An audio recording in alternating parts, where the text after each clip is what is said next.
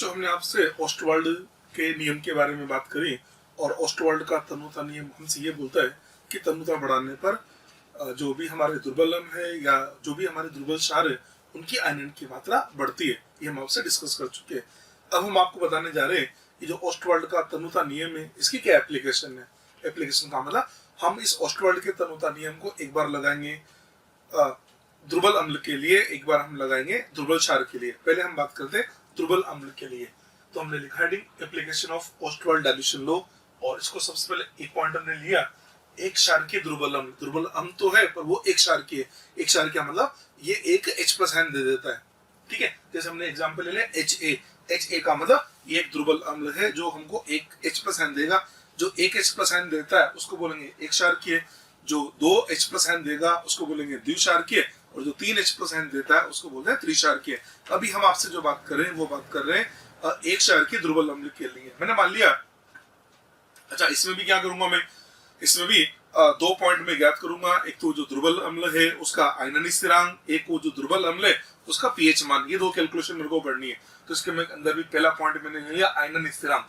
अब आयनन स्थिरांक किसका, दुर्बल अम्ल का है। तो आयनन स्थिरांक को मैंने K से लिखा था, पर दुर्बल अम्ल का है, अम्ल का मतलब एसिड, इसलिए इसको लिख दिया जाता है Ka। तो K का मतलब होता है दुर्बल अम्ल का आयनन स्थिरांक। मैंने मान लिया जो दुर्बल अम्ल है वो हमारा Ha है, एक्वस जलीय विलयन है, इसका आयनन होगा तो हमको H+ aqueous plus A- aqueous देगा। हम मान लेते हैं T बराबर 0 का मतलब प्रारंभ में इस दुर्बल अम्ल की सांद्रता है C, इनकी होगा 0 और 0। सामने पर लिखना सिखाया था ना आपको C अल्फा और C अल्फा।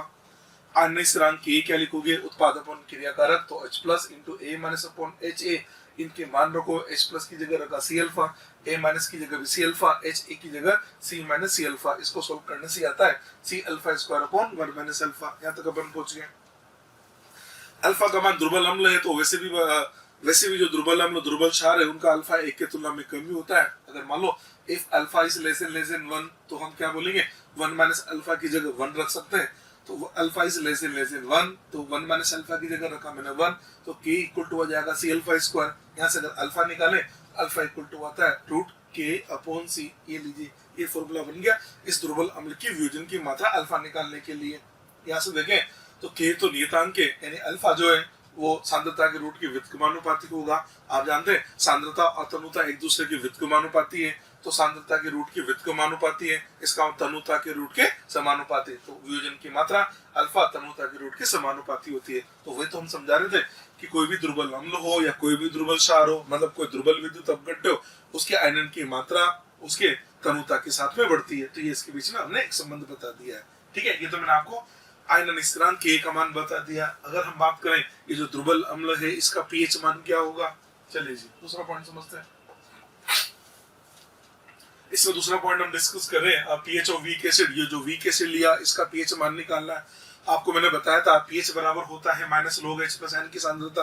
यानी क्या करोगे आप H+ आयन की सांद्रता निकालोगे, फिर उसका log लोगे और माइनस से मल्टीप्लाई करोगे तो पीएच आएगा। यानी आपको H+ आयन की सांद्रता निकालनी है। अभी भी आपने देखा H+ आयन की सांद्रता हमारे पास आती है C अल्फा, तो यहीं से शुरुआत कर देते हैं।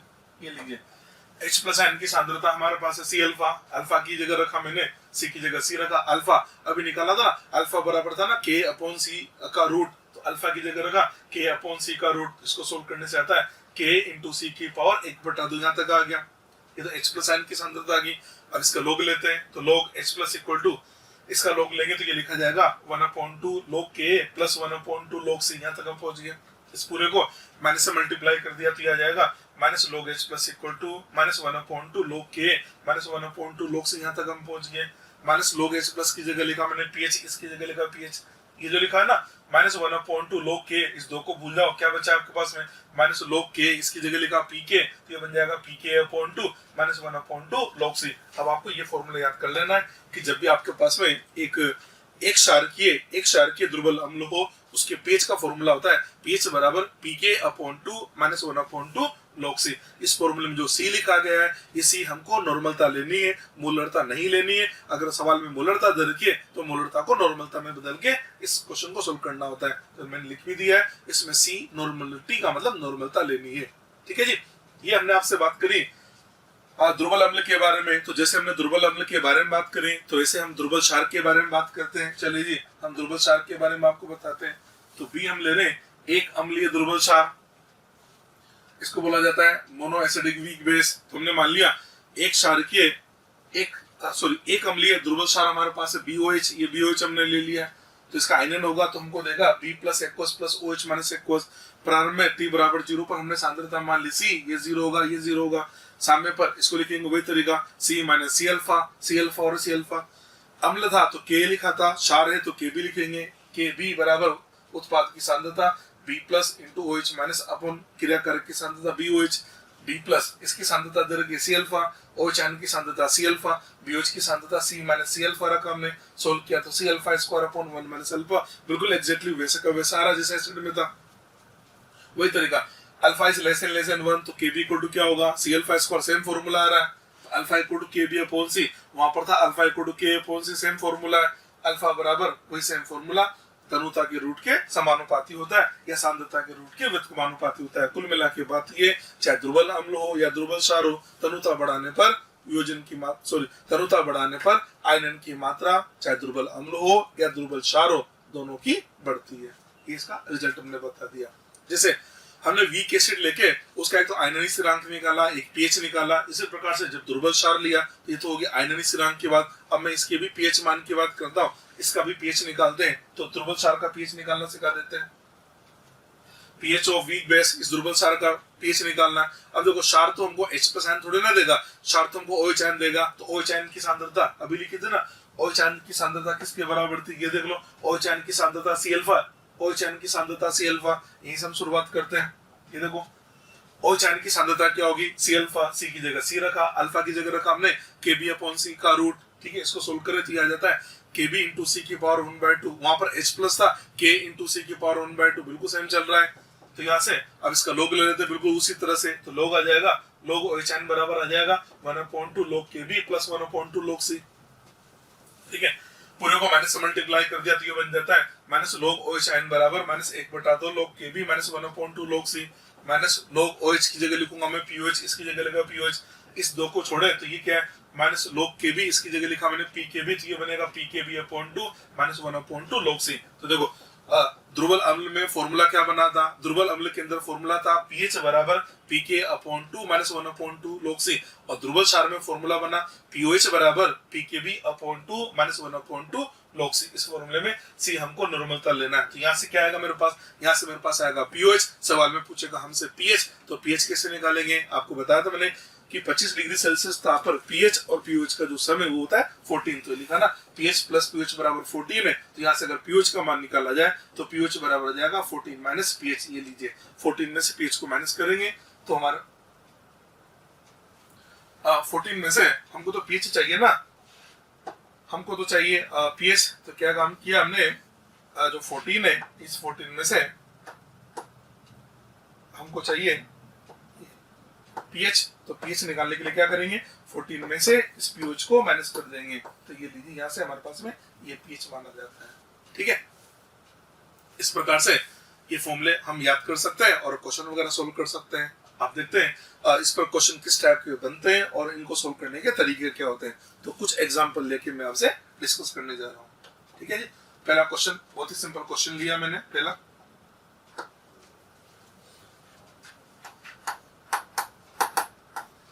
क्वेश्चन हमने लिया है 0.01 m SCN विलियन 20% आयनित होता है, विलियन का pH मान ज्ञात करो। SCN, अब इसने बोला 20% आयनित होता है तो ऑब्वियस सी बात है दुर्बल है तभी तो 20% है। अगर प्रबल होता तो 100% होता। इसका मतलब दुर्बल अम्ल दे रखा जिसकी मोलरता 0.01 है और अल्फा दे रखा है, हमसे पूछ रहा है pH कितना होगा।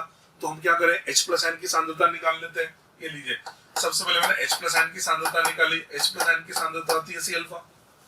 C क्या दे रखा हमको, 0.01 दे रखा है। मैंने आपसे बोला नॉर्मलता लेना है। अब देखो SCN जो है ना, SCN का वैलेंस फैक्टर होगा 1, तो इसकी तो नॉर्मलता मोलरता बराबर होगी, इसमें कोई फर्क नहीं पड़ा। इनटू अल्फा, अल्फा दे रखा है 20% का मतलब अल्फा है 0.2। इसको सोल्व कर दिया जाता है 2 × 10⁻3। ये लीजिए हम यहाँ तक पहुंच गए। तो मेरे पास H प्लस आयन की सांद्रता कितनी आ गई, 2 × 10⁻3। तो इसको देख के मैं डायरेक्ट pH लिख सकता हूँ ना। इसका pH आ जाता है 3 - log 2, 3 - log 2। ठीक है, 3 - log 2 होता है 0.30। इसको सोल्व करने से जो पीएच मान है वो हमारे पास आ जाता है, इसका पीएच आ जाएगा 2.7, ये लीजिए इसका पीएच 2.7 इसका पीएच आ गया। ये इस टाइप से क्वेश्चन को सॉल्व करना पड़ेगा हमको, ठीक है। और क्वेश्चन बनाते हैं।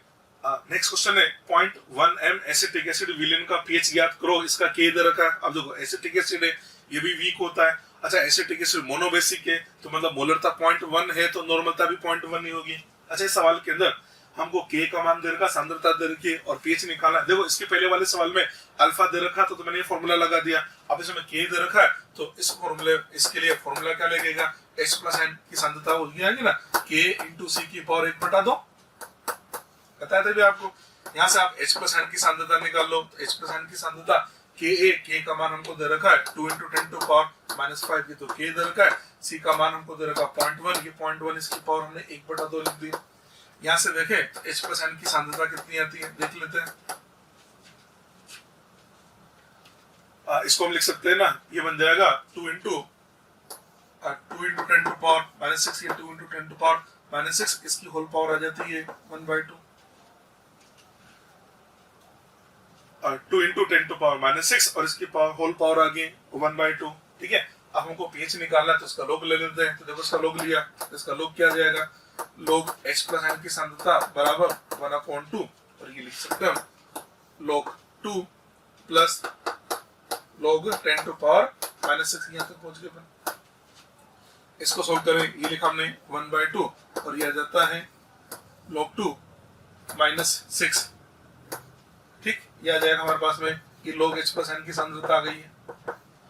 आपको पीएच चाहिए, आप इस पूरे को माइनस से मल्टीप्लाई कर दो तो मैं इसको ऐसे लिख सकता हूँ, या इसको सोल्व करके हम ऐसे भी लिख सकते हैं। ये लीजिए ये 1/2 की जगह तो 1/2 रहने दिया, log 2 होता है, log 2 होता है हमारे पास है 0.30 और इसमें 6 माइनस किया तो 6 में से 0.3 को माइनस करेंगे तो 5.7 आता है, तो ये आ जाएगा माइनस के अंदर -5.7, यहाँ तक आ गया। पूरे को माइनस से मल्टीप्लाई किया तो हम इसको लिख सकते हैं minus log h plus n की सांद्रता, उसको माइनस से मल्टीप्लाई करेंगे तो माइनस से माइनस तो कैंसिल हो गया और ये आ जाएगा 5.7/2, तो आंसर दे देंगे। इसका पीएच मान आता है 5.7/2, यानी ये बन जाता है 5.7/2। इसमें भाग इसको डिवाइड करें तो ये बनेगा 4 1 17 16, ये लीजिए 2.85 के अराउंड इसका पीएच माना जाता है। इसका पीएच माना रहा है 2.85, ठीक है। इस टाइप से इन क्वेश्चन को सॉल्व कर लिया जाता है। और भी क्वेश्चन लेते हैं। अगला क्वेश्चन ये लिया हमने, इसको समझते हैं। नेक्स्ट क्वेश्चन हमने लिया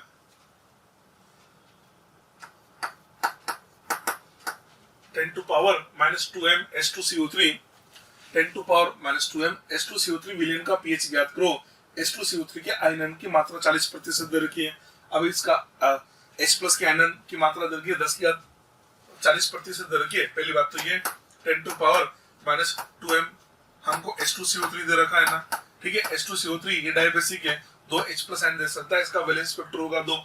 हमको दे रखी है मोलरता, हमको चाहिए नॉर्मलता, तो मोलरता को नॉर्मलता में बदलने के लिए फॉर्मूला लगा दिया, नॉर्मलता बराबर मोलरता इनटू वैलेंस फैक्टर। इसको मैं ऐसे लिख सकता हूं 2 इंटू 10 टू पावर -2 ये NH2CO3। तो मैंने सबसे पहले तो इस मोलरता को नॉर्मलता में बदल दिया, इसकी नॉर्मलता आ गई है। चलिए हमको लाना क्या है, हमको पीएच लाना है। तो हमने लिखा H प्लस n की जो सांद्रता है, H प्लस n की सांद्रता होती है C अल्फा के बराबर। C का मान हमारे पास है 2 इंटू 10 टू पावर -2, ये तो हमारे पास में C आ गया।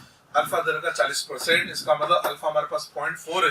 यहाँ से हमने H प्लस n की सांद्रता ज्ञात करी, तो H प्लस n की सांद्रता आती है हमारे पास में, इसको लिख सकते हैं हम 8 into 10 to power -3, 8 into 10 to power -3। यहाँ से अगर पीएच मान निकाला जाए, इसका पीएच आता है 3 माइनस log 8, 3 माइनस log 8 आ जाता है, ठीक है। ये आता है 3 माइनस log 8 को भी सोल्व कर सकते हैं। इसको सोल्व किया तो ये लिखा जाएगा हमने 3 माइनस log 8 को लिखा 2 पावर 3, इसको लिख सकते हैं 3 log 2। इसको सोल्व करें 3 माइनस log 2 होता है 0.30 और इसका 3 टाइम्स किया तो ये बनेगा 0.3 इंटू 3.90, ठीक है। इसका मतलब इस क्वेश्चन को सोल्व करने से इसका जो पीएच मान आता है, इसका पीएच मान आता है 2.1 इसका पीएच मान, ठीक है। इस टाइप से इन क्वेश्चन को सोल्व किया जा सकता है। क्या क्या हमने सबसे पहले मोलरता दे रखी थी, तो मोलरता को हमने नॉर्मलता में चेंज कर दिया, नॉर्मलता में चेंज कर दिया, ठीक है। H प्लस बराबर होता है सी अल्फा, सी का मान हमने लिया 2 × 10⁻² इंटू अल्फा, 40% को लिखेंगे 0.4, ये 0.4 आ जाएगा। तो H प्लस n की सांद्रता आ गई हमारे पास में 8 × 10⁻3। यहाँ से जो pH मान है डायरेक्ट लिख दिया हमने 3 - log 8 की वैल्यू पुट करके और क्वेश्चन को सोल्व कर लिया है, ठीक है जी। नेक्स्ट अगला क्वेश्चन लिया हमने 10⁻³ NH4OH विलेन का pH ज्ञात करो, Kb दे रखा है, Kb दे रखा है हमको 2 × 10⁻5 Kb इसका दे रखा है, ठीक है। अब इसका हमको pH निकालना है। pH निकालने का तरीका देखो, अब क्षार दे रखा है तो ऑब्वियस सी बात है, पहले OH आयन की सांद्रता निकालते हैं। इसकी OH आयन की सांद्रता, इसका सॉल्यूशन देखें। OH आयन की सांद्रता, तो OH आयन की सांद्रता को लिख सकता हूं ना मैं Kb × C की पावर 1/2। अभी हमने डिस्कस किया था इसको। Kb की जगह लिखा हमने 2 × 10⁻⁵, ये तो हमको Kb दे रखा है, इंटू C हमारे पास है 10⁻³ इसकी पावर आ जाती है 1/2। ये लीजिए, यहाँ से OH आयन की सांद्रता देखें, OH आयन की सांद्रता हमारे पास आ जाती है, इसको देखा जाए तो ये बन जाता है 2 × 10⁻⁸ इसकी पावर 1/2। ये लीजिए मैं तक पहुंच गया, ठीक है। Kb का मान रखा हमने 2 × 10⁻⁵, C की जगह रखा हमने 10⁻³ -5 और -3 बनेगा -8। ये ले यहाँ तक आ गया, इसका लॉग ले लेते हैं, देख लीजिए इसका लॉग लिया तो log OH आयन की सांद्रता आ जाती है, log OH आयन की सांद्रता आ जाती है 1/2, और इसको लिख सकते हैं log 2 प्लस log 10⁻⁸। ये हमने सोल्व कर दिया इसको, ठीक है। या हम इसको लिख सकते हैं log OH आयन की सांद्रता बराबर 1/2, ये लिखा हमने log 2 की जगह log 2, और यह जाएगा -8। यहाँ तक पहुंच गया, ठीक है। इस पूरे को माइनस से मल्टीप्लाई कर दिया तो इसको लिख सकते हैं -log H प्लस n की सांद्रता, -log H प्लस n की सांद्रता बराबर लिख सकते हैं ये 1/2 की जगह 1/2, और ये बन जाएगा 8 - log 2, ठीक है जी। -log H प्लस की जगह हम लिख देते हैं POH, तो POH बराबर 8 में से log 2 होता है हमारे पास 0.30, 8 में से 0.30 को माइनस किया तो 7.7 की 7.7/2, यानी इसको लिखा जा सकता है 7.7, इसको 2 से हमने डिवाइड कर दिया है तो इसको हम लिख सकते हैं 3 × 2 = 6। ये लीजिए 3.85, ठीक है, ठीक 3.85। ये तो pH मान आ गया। हमको पूछा जा रहा pH, आप ये भी जानते हैं, तो pH और जो POH है इनका अलजेब्रिक सम होता है 14। यहाँ से अगर pH की वैल्यू निकाले तो pH इक्वल आ जाता है 14 - 3.85, ठीक है। आप इसमें से 14 में से 3.85 को माइनस कर दे और इस क्वेश्चन का आंसर आ जाता है, ठीक है। बिल्कुल सिंपल क्वेश्चन है। चलिए जी अगला क्वेश्चन देते हैं आपको। जैसे माइनस करेंगे तो ये बन जाता है, आप सॉल्व भी कर सकते हैं, ये बनेगा इसका 10.15, इसका आंसर हो जाता है 10.15। और वैसे आपको पता है NH4OH क्षार होता है, क्षार का pH 7 से ज्यादा होगा, और अम्ल है तो उसका pH 7 से कम होता है, तो क्वेश्चन सही है, ठीक। अगला क्वेश्चन देखते हैं। अगला क्वेश्चन 10⁻⁻2m SCN विलेन की आयनन की मात्रा ज्ञात करो। अच्छा, इसमें आयनन की मात्रा अल्फा पूछ रहा है, यदि इसके H प्लस n की सांद्रता का मान 10⁻³ m हो। क्वेश्चन समझते हैं। इसने बोला हमसे SCN, ये SCN की बात करें, ये SCN है, SCN को हमने ऐसे लिखा ना, H प्लस n की सांद्रता इंटू CN माइनस n की सांद्रता, T बराबर 0 पे C 0 0 ऐसे लिखते थे। सामने पर हम लिखा करते थे C माइनस C अल्फा, ये C अल्फा और ये C अल्फा, यहाँ तक अपन पहुंच जाते थे। हमसे इसको देखा जाए तो क्या पता लग रहा है, H प्लस n जो है उसकी सांद्रता किसके बराबर है, C अल्फा के बराबर है, ठीक है। H प्लस n की सांद्रता सवाल में दे रखा है, H प्लस n की सांद्रता 10⁻³ H प्लस n की सांद्रता की जगह तो मैंने 10⁻³ लिखा, इक्वल टू C की जगह हमको दे रखा है 10⁻² इंटू अल्फा। अल्फा है तो उनसे पूछ रहा है, अल्फा का मान आ गया 0.1, तो आंसर क्या देंगे, इसका अल्फा है 0.1, या आप ऐसे बोल सकते हैं इसका अल्फा है 10%। ये लीजिए आंसर 10%। क्वेश्चन को ध्यान से देखना, ऑप्शन अच्छे से देखें अगर ऑप्शन के अंदर परसेंटेज दे रखा है तो अगर आपसे पूछा जाए ना इसका प्रतिशत अल्फा क्या होगा, प्रतिशत अल्फा, तो आपको आंसर 10 पे टिक करना, 0.1 पे टिक नहीं करना। मतलब जो क्वेश्चन है, इस क्वेश्चन में अगर आपसे पूछा जाए आयनन की मात्रा क्या होगी, आयनन की मात्रा अगर आपसे पूछा जाए आयनन की मात्रा क्या होगी, तो ऑप्शन आपको टिक करना 0.1 पर। हाँ, अगर आपसे पूछा जाए प्रतिशत आयनन की मात्रा, तो फिर 0.1 पर टिक नहीं करना, फिर आपको टिक करना है 10 के ऊपर, क्योंकि प्रतिशत तो 10% है, 0.1 नहीं है परसेंटेज। ठीक है जी, अगला क्वेश्चन लेते हैं। नेक्स्ट अगला क्वेश्चन है 10 लीटर विलेन का पीएच मान 10 प्राप्त करने के लिए कितने ग्राम ऑक्जेलिक अम्ल मिलाना होगा। ऑक्जेलिक अम्ल का के दर का 10⁻⁹। ऑक्जेलिक अम्ल का फॉर्मूला दे रखा है, हमसे बोला जा रहा है कि ऑक्जेलिक अम्ल का एक विलेन है जिसका पीएच का मान दे रखा है 10। ऑक्जेलिक अम्ल है, उसका जो पीएच है, देखो उसका जो पीएच है, उसका पीएच का मान क्या दे रखा हमको, इसका पीएच हमको दे रखा 10। इससे हमको पता लगा एक तरह से पीएच इसमें 4 दे रखा है। अगर पीएच 4 है तो हम ये भी बोल सकते हैं H प्लस आयन की जो सांद्रता है, H प्लस आयन की सांद्रता वो 10⁻⁴ है। ये 10⁻⁴ यहाँ तक समझ में आ गया। ठीक है, अब हम इस ऑक्जेलिक अम्ल के बारे में बात करें। ये लीजिए हमने ये ऑक्जेलिक अम्ल लिखा, ऑक्जेलिक अम्ल COOH2। अगर हम इस ऑक्जेलिक अम्ल का तुल्यांक की बार निकाले, तुल्यांक की बार कैसे निकालते हैं, अणुभार upon valence factor, valence factor तो 2 है, इसका जो अणुभार है ये होता है 126, आप निकाल के देख लो, अपॉन 2 करेंगे तो इसका 63, इसका मतलब इसका तुल्यांक की बार होता है 63। हमको H प्लस आयन की सांद्रता मतलब नॉर्मलता दर की आप इसे जानते होंगे, नॉर्मलता का फॉर्मूला होता है ग्राम में भार अपॉन तुल्यांक की बार 1 आयतन, और आयतन को लीटर में लेना होता है, लीटर में लेना। देखो नॉर्मलता कितनी देर की है, नॉर्मलता हमारे पास 10⁻⁴ है, ग्राम में भार ज्ञात करना है, तुल्यांक की बार ये हमारे पास है 63 इंटू आयतन, आयतन दे रखा हमको 10 लीटर आयतन दे रखा है। इसको सोल्व करके हमको मात्राएं तो लानी है, तो यहाँ से देखा जाए तो मात्रा कितनी होगी, देखो मात्रा आ रही है 63 मल्टीप्लाइड बाय 10 मल्टीप्लाइड बाय 10⁻⁴, इतने ग्राम इसकी मात्रा आ जाएगी। ठीक है, यहाँ से देखा जाए तो मात्रा हमारे पास आती है 10⁻⁻3, यानी आ जाता है 0.063 ग्राम। आंसर है 0.063 ग्राम। ठीक है, ठीक, अगला क्वेश्चन देखते हैं। नेक्स्ट क्वेश्चन हमने लिया 4 into 10⁻³ MOH होल थ्राइस विलेन का पीएच मान ज्ञात करो। इसका प्रथम आयनन 100% है, द्वितीय आयनन 50% है और तृतीय आयनन नगण्य। पहला आयनन दे रखा है, इसका मतलब एक तरह से MOH होल थ्राइस का मतलब ये जो क्षार है ये 3 OH आयन देगा। पहले पद में 1 OH आयन देगा, दूसरे में 3 देगा, दूसरा OH आयन देगा और तीसरे पद में तीसरा OH आयन देगा, और बोला तीसरा तो नगण्य मात्र है। ठीक है, किसको समझना, या ऐसे बोल सकता है हम इसका सॉल्यूशन अगर देखें, हम ऐसे बोले ये जैसे हमारे पास ये क्षार दे रखा है MOH का होल थ्राइस, ये क्षार दे रखा है। प्रथम पद में इसका आयनन होगा, प्रथम पद का मतलब 1 OH आयन देगा, 1 OH आयन देगा, इसको हम लिख सकते हैं MOH whole twice plus OH minus, इसको नहीं लिख दिया।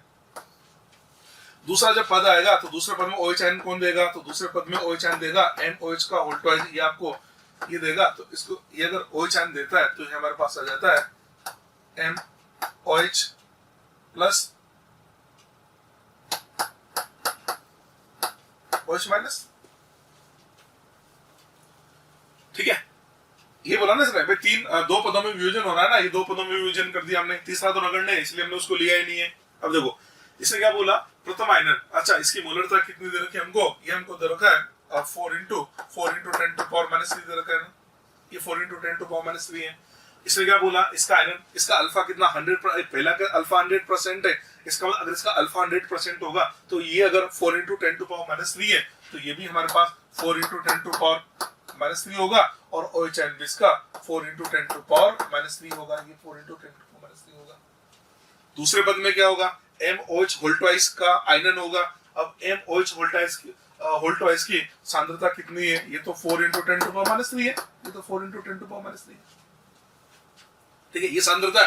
अब इसका वियोजन होगा, इसने क्या बोला, अब दूसरा जो पद है उसमें आयनन 50% है, इसका मतलब अगर ये सी है तो ये सी अल्फा लिखा जाएगा ना, और 50% है तो सी अल्फा का मतलब ये बन जाएगा 2 × 10⁻50% है 2 × 10⁻³ और ये भी बन जाएगा 2 × 10⁻³ ठीक है। अगर हम सॉल्यूशन में देखें तो हमारे पास टोटल OH आयन आ जाएंगे, टोटल OH आयन, कुल OH आयन की सांद्रता प्रथम आयनन से हमको OH आयन मिलेगा 4 × 10⁻³ और दूसरा जो आयनन है उससे हमको OH आयन मिलता है 2 × 10⁻³ या तक हमको मिल जाएगा। इसको सोल्व करें तो आ जाता है हमारे पास में 6 × 10⁻³ ये हमारे पास OH आयन की सांद्रता आ गई। इससे हम pH निकाल लेते हैं, इससे जो pH हमारे पास आता है ये लिखा जाएगा 3 - log 6, हमको चाहिए pH, तो pH क्या लिखेंगे 14 में से माइनस करें तो आ जाता है 11 + log 6। ये लीजिए log 6 का मान निकालना आपको अच्छे से आता है। log 6 को लिखा था ना 2 × 3 log 2 + log 3, log 2 का मान आता है, log 3 आता है, log 6 की वैल्यू पुट करेंगे, ये क्वेश्चन हमारा सॉल्व हो गया है ठीक है। अब कई बच्चों को कंफ्यूजन ये होता है कि सर आपने तो बोला था कि जो सांद्रता है वो हमेशा नॉर्मलता में लेना है, आपने तो मोलरता ही ले ली है। देखो मैंने नॉर्मलता ही ली है, कैसे 4 × 10⁻³ m OH है ना। अब देखो ये जो पद है ना इसकी बात करें तो इसमें कितना OH आयन दिया, इसने OH आयन कितना दिया, 1 दिया। इसका इस पद में इसका वैलेंस स्पेक्ट्रम तो 1 होगा तो मोलरता ये रही, इसको 1 से गुणा करेंगे तो नॉर्मलता तो 4 × 10⁻³ आएगा ना। ये चले अब यहाँ पर भी देखा जाए इस वाले पद में भी इसने क्या दिया, 1 OH आयन दिया ना, इसका मतलब इस पद में भी इसका वैलेंस स्पेक्ट्रम कितना होगा, 1 ही है। तो मैं मोलरता नहीं ले रहा, मैं नॉर्मलता ले रहा हूँ, पर इसका वैलेंस स्पेक्ट्रम 1 होने की वजह से मोलरता और नॉर्मलता का मान बराबर आ गया और आपको ऐसा लगता है कि आपने मोलरता को ले लिया, जबकि मैंने मोलरता नहीं लिया, मैंने यहाँ पर भी नॉर्मलता को ही लिया है। समझ में आ गई बात, ठीक है। एक क्वेश्चन इसी पर एक क्वेश्चन और ले लिया 10 टू पावर, मतलब ऐसा कैसा क्वेश्चन ले रहा हूँ एक और प्रैक्टिस के लिए। 10 टू पावर -4m H2SO3 विलेन का pH ज्ञात करो। अल्फा 1 दे रखा है 100%, अल्फा 2 दे रखा है 50%, बिल्कुल सेम वो का वही क्वेश्चन है। तो अब देखो अब इस क्वेश्चन को अभी जो बना है ना बिल्कुल वैसे वैसे सोल्व करें।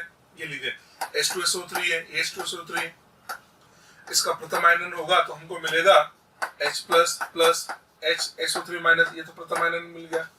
दूसरा जो आयनन होगा उसमें HSO3- अगर ब्रेक होगा तो हमको दे देता है H+ + SO3-2 आ जाएगा, ठीक है। H2SO3 इसकी मोलरता हमको दे रखी है 10 टू पावर -4 मोलरता दे रखी है, पर इसका वैलेंस स्पेक्ट्रम देखो यहाँ 1 H दे रहा है ना, इसका वैलेंस स्पेक्ट्रम इस पद में वैलेंस स्पेक्ट्रम 1 होगा तो नॉर्मलता मोलरता बराबर होगी, इसके लिए 10 टू पावर -4 आएगा। हाँ पहले पद में क्या बोला, अल्फा 1 100% है, अगर ये 100% है तो H2SO3 अगर 10 टू पावर -4 है तो H+ भी 10 टू पावर -4 होगा और ये भी 10 टू पावर -4 होगा। इसका मतलब HSO4 की सांद्रता की 10 टू पावर -4 तो इसकी सांद्रता की 10 टू पावर -4 आ गई। अब इसने क्या बोला, दूसरा वियोजन 50% है, अगर 50% है तो इसकी सांद्रता अगर 10 टू पावर -4 है तो इनका तो 50% होगा ना, इनको लिखा जा सकता है ना, ये आ जाएगा 0.5 × 10 टू पावर -4 और ये भी आ जाएगा 0.5 × 10 टू पावर -4।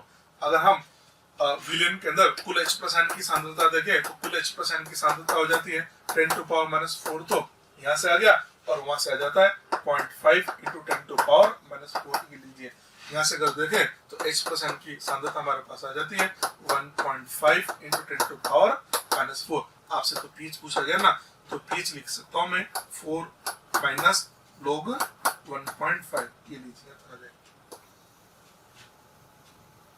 ठीक है। log 1.5 का मान रखेंगे, आंसर आ जाएगा। अब आप कहेंगे log 1.5 क्या होगा, तो उसको सोल्व करना मैं सिखा देता हूँ आपको। ये लीजिए log 1.5, इसको आप ऐसे लिख दिया करो, log 1.5 को लिखा करो log 15/10। ये लीजिए, इसको हम ये भी लिख सकते हैं log 15 - log 10। ये लीजिए, ठीक है। 15 है, 15 को लिखा मैंने 5 × 3, तो इसको मैं भी लिख सकता हूँ log 5 + log 3 - log 10। ये लीजिए तक आ गया।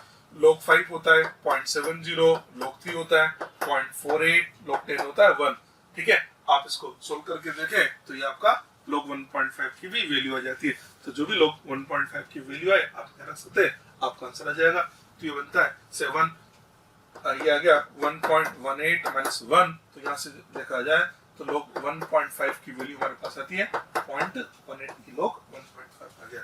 यहाँ पर 0.18 रखे, 4 में से 0.18 को माइनस करें तो आपका आंसर आ जाएगा 3. ये बनता है 3.82, ये आपका आंसर आ जाता है 3.82। ठीक है, समझ में आ गई बात? तो बेसिकली ये जो दो सवाल हमने बनाए ना, इन दोनों सवालों के अंदर क्या किया, अम्ल था या क्षार था, उसका एक से अधिक पदों में वियोजन हुआ, इसको बोला जाता है पॉलीबेसिक, मतलब एक से अधिक। तो हम बात करें, हमने बेसिकली किसका पीएच निकाला, हमने पीएच निकाला pH of poly basic weak acid या पॉली एसिडिक वीक बेस, ऐसे बोल सकते हैं। हमने पीएच किसका निकाला, हमने पीएच निकाला बहुक्षारकीय अम्ल का या बहु अम्लीय क्षार का हमने पीएच निकाला। तो इसको मैं जनरल फॉर्मूला अगर बनाना चाहूं तो ऐसे लिख सकते हैं, जैसे H2SO3 है, दो पदों में वियोजन हो रहा है, H प्लस SO3 माइनस, वही बिल्कुल वही तरीका C00 C minus C alpha, पहला वियोजन अल्फा 1 मान लिया तो उसको क्या लिखूंगा C minus C alpha 1, C alpha 1 और C अल्फा 1 बनेगा।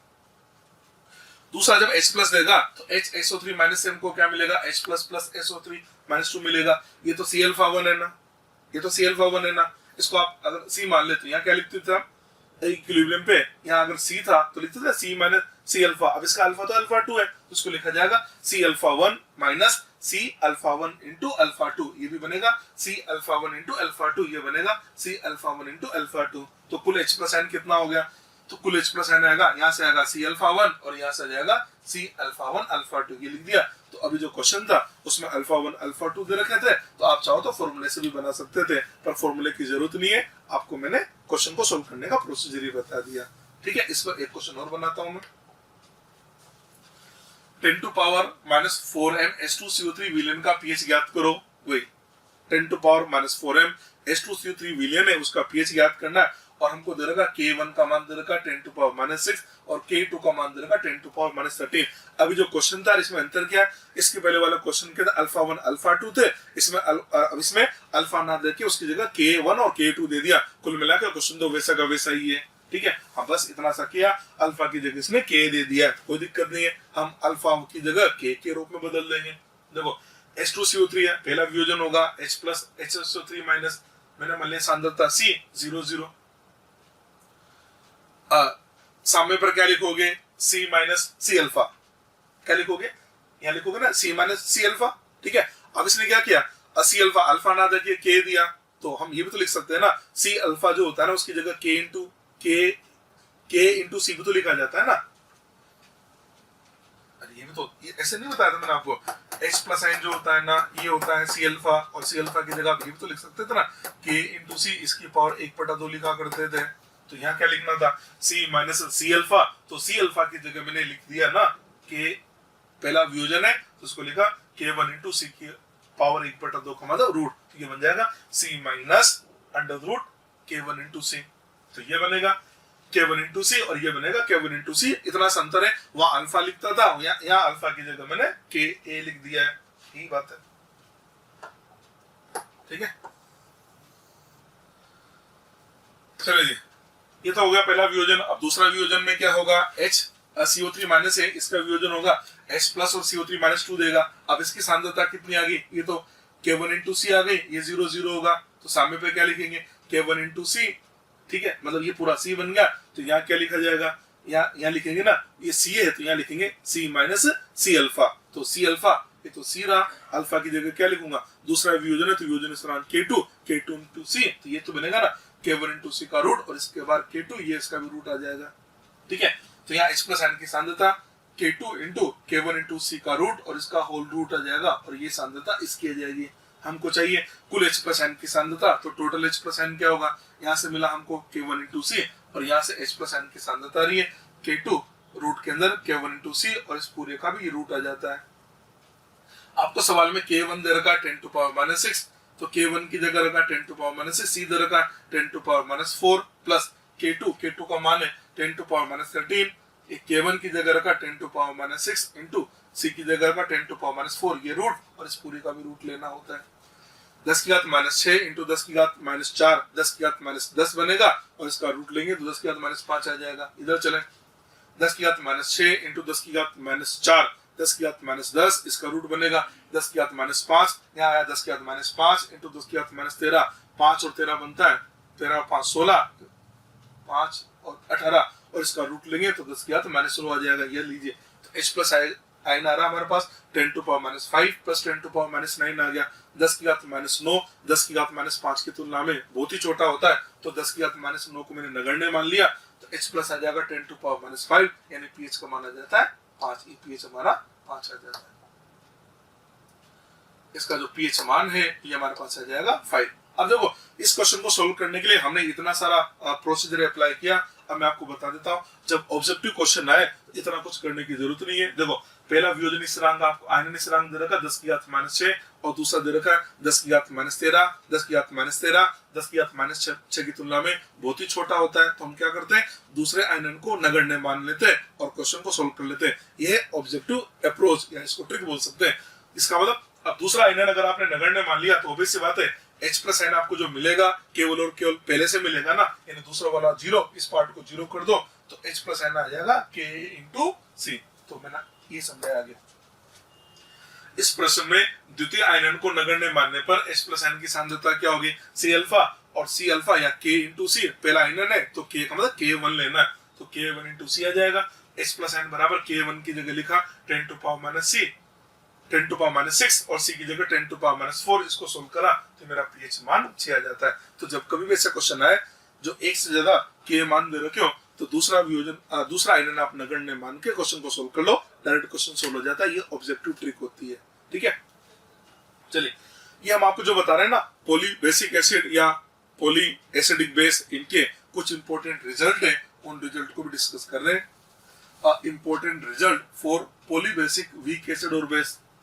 रिजल्ट क्या है, जैसे मान लो कोई अम्ल है उसका 3 पदों में वियोजन हुआ, पहले पद में आयनन स्थिरांक K1 है, दूसरे में K2 है और तीसरे में K3 है। तो हम बोल सकते हैं Ka जो होगा ना उस अम्ल का जो आयनन स्थिरांक होगा K, वो होगा K1 into K2 into K3, या अगर शार्ट दे रखा है तो Kb को लिखा जाता है Kb1 into Kb2 into Kb3, ठीक है। अगर हम Pk और Pkb की बात करें तो Pk आ जाएगा Pk1 plus Pkb2 plus Pkb3 और Pk और Pkb आ जाएगा Pkb1 plus Pkb2 plus Pkb3, ठीक है।